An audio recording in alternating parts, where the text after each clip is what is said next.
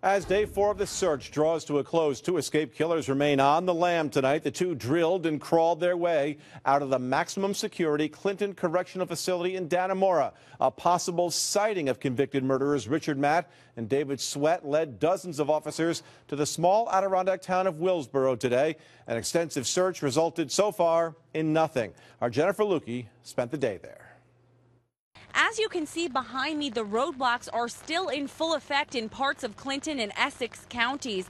Police are receiving hundreds of tips, but so far they are still searching for these suspects. One tip that came in overnight last night led dozens and dozens of officers to a town about 40 miles from here.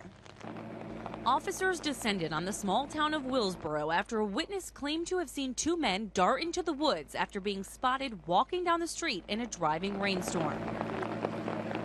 My wife called me up from the bank and told me to please go home and lock the door. She wouldn't go home for lunch today.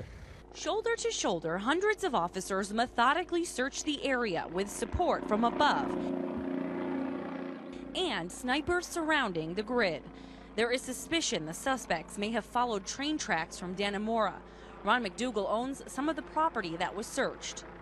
There are some very thick spots, a lot of swamp. Of course, you got the river on one side, the railroad tracks on the other.